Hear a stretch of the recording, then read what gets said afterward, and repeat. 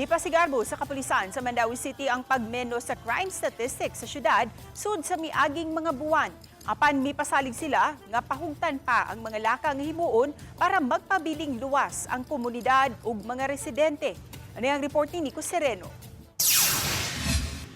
Sa iyang pag-atubang sa City Council sa Mandaue, gipakita ni Police City Director Colonel Cirilo Acosta ang mga datos gikan sa ilang opisina. Kung crime statistics ang hisgutan, matod sa PNP, mas ni menos kini sa miaging mga buwan. Gikan Enero hangtod Marso ning tuiga, dunay gamayng pagsaka sa mga krimen nga natala sa syudad.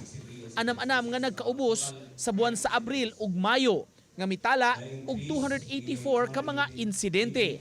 Gipakita sab nila ang mga accomplishments sa PNP sama sa kampanya Batok sa Loose Firearms, wanted persons nga kapin 200 ang arestado. Ingon man sa mga smuggled nga sigarilyo.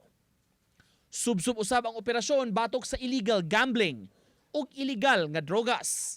Lakip na niini ang Safer Cities Initiative nga gimando sa kauluhan. With the aggressive police operations nato and then strong police presence, no?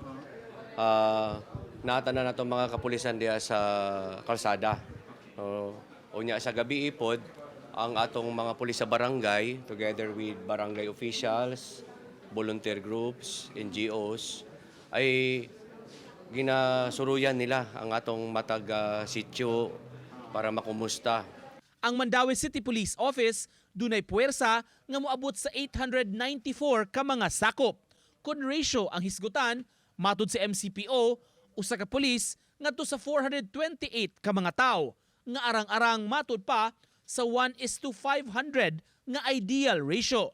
We are within the actually below the limit ganili. All right, okay. Sa ideal na police to population ratio. That's why makita nato atong mga kapulisan sa kalsada na daghan, no? Natay fixed visibility points ginatawag, napuntay elevated outposts or observation points. Bukod pa sa atong mga big patrollers. Uban ni Godfrey Relien, Nico Sereno, Balitang Bisdak.